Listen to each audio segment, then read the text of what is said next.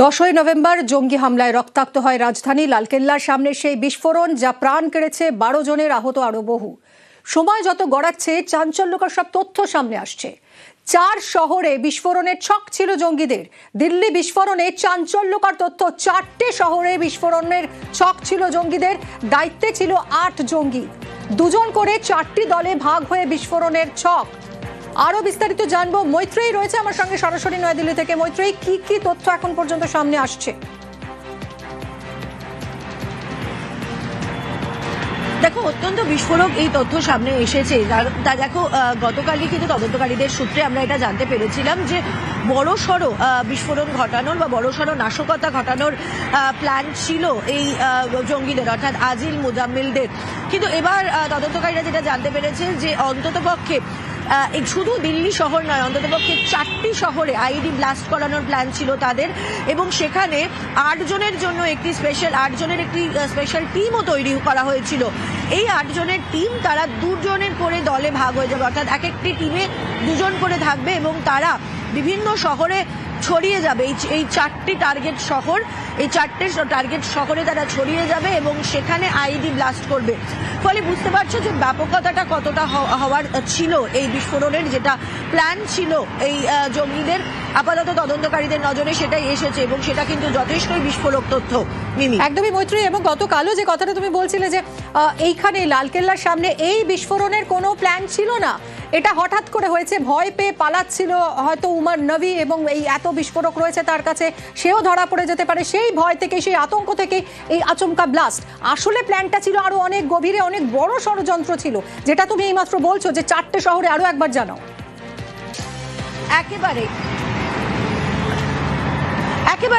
দেখো মিমি, গতকালও যেটা বলছিলাম, এবং তদন্তকারীরাও তারাও এই বিস্ফোরণের ম্যাগনিটিউড দেখে তারা মনে করছিল যে এই বিস্ফোরণটা একেবারে প্রপার প্ল্যান করে করা বিস্ফোরণ নয়। তার কারণ এর আগে যে ধরনের বিস্ফোরণ, এ ধরনের আইডি ব্লাস্ট বা আত্মঘাতী হামলার ঘটনা যেখানে দেখা গিয়েছে, তুমি যদি পুলওয়ামার কথা তোমার মনে থাকে, পুলওয়ামার সময় একটি আইডি বোঝাই গাড়ি এসে একেবারে সিআরপিএফ এর যে কনভয় তার উপরে পড়ে গিয়েছিল এবং সেখানে ব্লাস্ট হয়ে প্রচুর সিআরপিএফ মারা গেছিল, কিন্তু সেটা প্রপার প্ল্যানিং করেছিল। এবং অন্যান্য ক্ষেত্রেও যখন আইডি ব্লাস্টের মতো ঘটনা ঘটেছে বা আত্মঘাতী হামলা ঘটেছে, সেটা কিন্তু পর্যাপ্ত প্ল্যানিং এবং তার ম্যাগনিটিউডও কিন্তু অন্যরকম ছিল।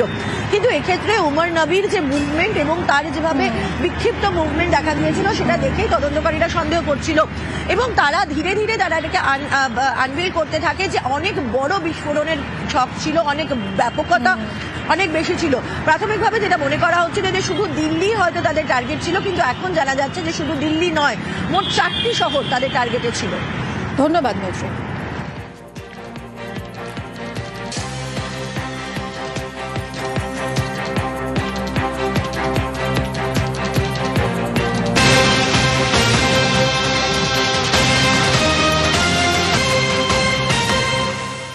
বিস্ফোরণের আগে 20 লক্ষ টাকা জোগাড় করা হয়েছিল। এই টাকা জোগাড় করেছিল উমর, মোজাম্মিল, আদিল, শাহিনরা।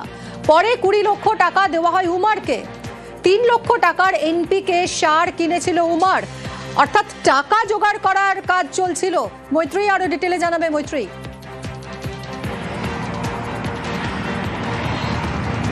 দেখো, এনপিকে সার এটা কিন্তু খুবই পোটেন্ট এবং এটা খুব ইন্টারেস্টিং একটা জায়গায়। এনপিকের পুরো অর্থ হচ্ছে নাইট্রোজেন, ফসফরাস এবং পটাশিয়াম। এই 3টি অত্যন্ত পরিচিত এনপিকে সার এবং ফার্টিলাইজার হিসেবে খুব পরিচিত এবং কার্যত খুব একটা যে সহজে পাওয়া যায় সেটা নয়, কিন্তু বাজারে সহজলভ্য এবং পাওয়া যায়। এবং সেই সার থেকেই আদতে বোমা বানানোর চেষ্টা করছিল ওমর, তেমনটাই তদন্তকারীরা জানতে পেরেছে। এবং এই বোমা বানানোর চেষ্টা এবং তার যে রসদ, সেটার জন্যই কিন্তু এই 20 লক্ষ টাকা তোলা হয়েছিল এবং সেখান থেকে 3 লক্ষ টাকা দিয়ে সার কিনেছিল ওমর, এমনটাই কিন্তু এখনো পর্যন্ত তদন্তকারীদের নজরে উঠে এসেছে। মিমি, মৈত্রী, আরো একটা বিষয়, এই যে 2 জনের মধ্যে ঝামেলা হয়েছিল, এই এনপিকে সার দিয়ে আইডি তৈরির ছক ছিল, উমর মোজাম্মিলের মধ্যে টাকা নিয়ে বচসা বেঁধেছিল, সেটা কেন?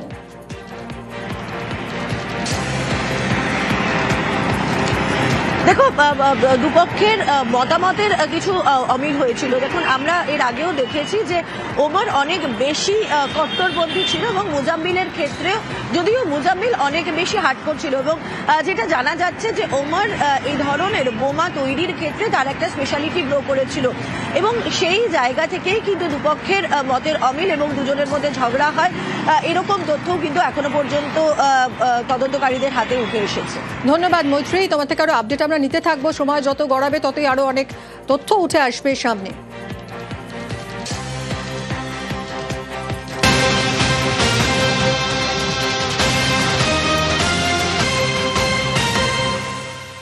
দিল্লিতে আত্মঘাতী জঙ্গি উমর নবী, সেই বিষয়টা নিশ্চিত করা গেছে, কারণ গাড়িতে উদ্ধার হয়েছে যে দেহাংশ তার সঙ্গে ডিএনএ পুরোপুরি ম্যাচ করেছে। উমরের মা এবং ভাইয়ের সঙ্গে ডিএনএর 100% মিল। দাঁত, হাড়, কাপড়ের টুকরোর সঙ্গে ডিএনএ ম্যাচ করেছে। এখনো পর্যন্ত 9 জনের দেহ শনাক্ত হয়েছে।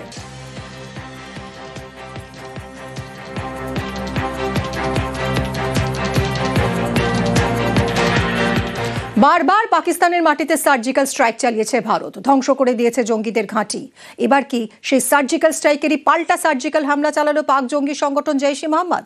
সেই কারণেই কি বেছে বেছে কাজে লাগানো হলো ডাক্তারদের?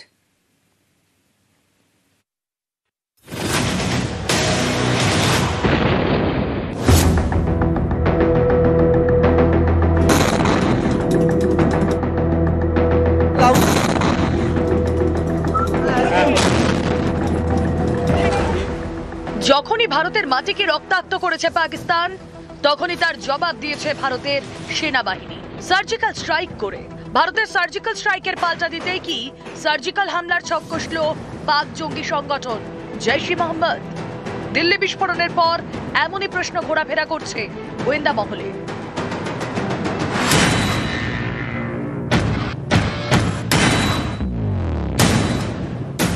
সার্জিক্যাল স্ট্রাইক এমন ভাবে অভিযান চালানো হয় যাতে শুধুমাত্র টার্গেট ধ্বংস হয়, আশপাশে এলাকায় কোনো ক্ষতি হয় না। যেভাবে শরীরে অস্ত্রোপচার করেন ডাক্তাররা, যেখানে সমস্যা শুধুমাত্র সেখানে অস্ত্রোপচার, শরীরের বাকি অংশে হাত দেওয়া হয় না। এখনো পর্যন্ত পাকিস্তানের মাটিতে একাধিকবার সার্জিক্যাল স্ট্রাইক চালিয়েছে ভারত। 2016 সালে কাশ্মীরের উড়ি সেনা ছাউনিতে হামলা চালায় জৈশ জঙ্গিরা। 19 জন জওয়ানের মৃত্যু হয়। 9 দিন পর নিয়ন্ত্রণ রেখা পেরিয়ে পাক অধিকৃত কাশ্মীরে ঢুকে সার্জিক্যাল স্ট্রাইক করে ভারতীয় সেনা। জঙ্গিদের লঞ্চ প্যাড ধ্বংস করে সেনা।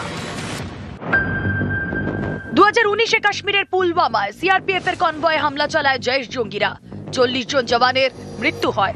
13 দিন পর পাকিস্তানের বালাকোটে জৈশের ক্যাম্পে সার্জিক্যাল স্ট্রাইক করে ভারতীয় বায়ুসেনা, গুড়িয়ে দেয় ক্যাম্প। 2025 কাশ্মীরের ওয়েসারান ভ্যালিতে পর্যটকদের হত্যা করে জঙ্গিরা।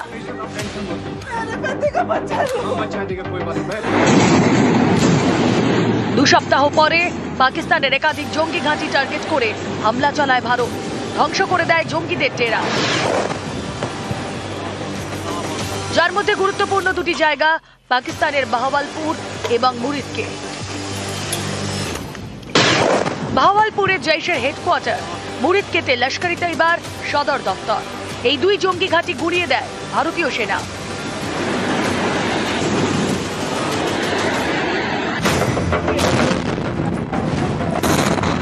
একের পর এক সার্জিক্যাল স্ট্রাইক, এরই পাল্টা এবার সার্জিক্যাল হামলা।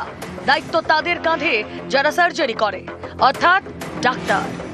দিল্লি বিস্ফোরণের ঘটনায় নাম জড়িয়েছে একের পর এক ডাক্তারের। আত্মঘাতী জঙ্গি উমর নবী নিজে ডাক্তার, জৈশের ফরিদাবাদ মডিউলের সদস্য। এই মডিউলের সঙ্গে যুক্ত আরো 5 ডাক্তারদের এখনো পর্যন্ত গ্রেফতার করেছে পুলিশ। আদিল আহমেদ রঠে, সাজ্জাদ আহমেদ, মুজাম্মিল শাকিল, শাহিন সৈয়দ এবং তাজমুল মালিক। দিল্লি বিস্ফোরণের ডাক্তার জঙ্গিদের এই দল অর্থাৎ ডি কোম্পানিকে কাজে লাগিয়েছে পাক জঙ্গি সংগঠন জৈশ-ই মোহাম্মদ। নিউজ 18 বাংলা।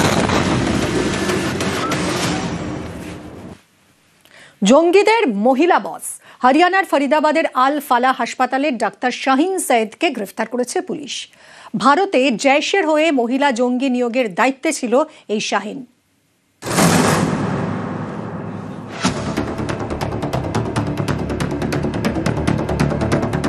শাহিন সৈয়দ দিল্লি বিস্ফোরণের পর শিরোনামে উঠে আসা চিকিৎসক। হরিয়ানার ফরিদাবাদের আল ফালাহ হাসপাতালের এই চিকিৎসক ইতিমধ্যেই গ্রেফতার। কোনো সাধারণ জঙ্গি নয়, এই শাহিন সৈয়দ জঙ্গিদের বস। গোয়েন্দারা জানতে পেরেছেন ভারতে পাক জঙ্গি সংগঠন জৈশ-ই মোহাম্মদের হয়ে মহিলা জঙ্গি নিয়োগের দায়িত্ব ছিল শাহিনের উপর। শাহিনই মহিলাদের মগজ ধুলাই করত, তারপর তাদের নির্দিষ্ট মিশনে পাঠাতো। শাহিনকে নিয়োগ করেছিল জৈশের প্রতিষ্ঠাতা মাসুদ আজাহারের বোন সাদিয়া আজাহার। সাদিয়ার স্বামী ইউসুফ কান্দাহার বিমান ছিনতাইয়ের সঙ্গে জড়িত। অপারেশন সিঁদুরের সময় বাহওয়ালপুরে জৈশের ঘাঁটি ধ্বংস করে দেয় ভারতীয় সেনা। মাসুদ আজাহারের পরিবারের অনেকের সঙ্গে ইউসুফেরও মৃত্যু হয়। শাহিন ডিভোর্সি, একসময় ঘর সংসার সন্তান সবই ছিল, কিন্তু পরিবারের দাবি বেশ কয়েক বছর বাড়ির সঙ্গে যোগাযোগ নেই তার। शादीशुदा थे और आराम से रह रहे थे, 2 बच्चे भी थे। कितने साल आपके शादी हो गए थे उनके साथ? 9 years। क्या वजह थी आपकी डिवोर्स हुआ उनके साथ? वो बाहर जाना चाह रही थी। एक बार मेरे से जिक्र किया, मैंने कहा यार यहाँ रहना ज्यादा सही है, यहाँ पे रिलेशन है हम लोगों के तब से। जांच करी, पूरा घर को खंगाला, देखा भाला, उनको कुछ नहीं मिला। कुछ लेकर भी गए साथ में? नहीं, लेके कुछ नहीं मिला। इस तरह की वो गतिविधियों में जो लिप्त कहा जा रहा है, वो बातें हो रही हैं जिस तरह की, तो मुझको तो विश्वास नहीं। घर में आना जाना नहीं था उनका। फरीदाबाद में बहन कब चली गई, दिल्ली से बम ब्लास्ट से जोड़ा जा रहा है इस मामले को, कब गई वो तो नहीं मालूम। গত কয়েক বছর ধরে শাহিনের ডেরা হরিয়ানার ফরিদাবাদের আল ফালাহ হাসপাতাল। শাহিনের এক সহকর্মীর কথায়, তার আচরণ শুরু থেকেই অদ্ভুত। বিশ্ববিদ্যালয়ের কোনো নিয়মের পরোয়া করত না, যখন তখন কাজ ছেড়ে বেরিয়ে যেত, অনুমতি নেওয়ারও প্রয়োজন বোধ করত না। শাহিনের বিরুদ্ধে একাধিক অভিযোগ জমা হয় কর্তৃপক্ষের কাছে। শাহিন আগে কি করত, কোথায় কাজ করত, বারবার জানতে চেয়েও কোনো তথ্য মেলেনি। শাহিনের চলাফেরা নিয়ে অনেক অধ্যাপকই সন্দেহ করতেন। বিশ্ববিদ্যালয়ের ল্যাবে যেসব রাসায়নিক আনা হতো তার তালিকা তৈরির দায়িত্বে ছিল শাহিন। আচরণ নিয়ে সন্দেহ থাকলেও সহকর্মী যে জঙ্গিদের নেতা তা ভাবতেও পারছেন না আল ফালাহর অধ্যাপকরা। পরিচয় গোপন এবং গোপনীয়তা রক্ষার চেষ্টা এই মডিউলের বাকি সদস্যদের মধ্যেও ছিল। ফরিদাবাদের ডাক্তার মুজাম্মিলের সূত্র ধরেই শাহিনকে গ্রেপ্তার করে পুলিশ। এই মুজাম্মিল ভাড়া থাকত ফরিদাবাদেরই একটি বাড়িতে। বুধবার সেখানে পৌঁছয় নিউজ 18 বাংলা। ভাড়া বাড়ির মালিক হাজি মাদ্রাজি জানিয়েছেন, বাড়ি ভাড়া নেওয়ার সময় নিজের পুরো নামটাও বলেনি মুজাম্মিল। পরিচয় হিসেবে শুধুমাত্র ডাক্তার আল ফালাহ লিখে দেয়। ये उसी का हैंडराइटिंग? उसी के हाथ की है। अच्छा, उसी ने लिखा है। अच्छा, उसके साथ और कोई आया? कोई भी नहीं था।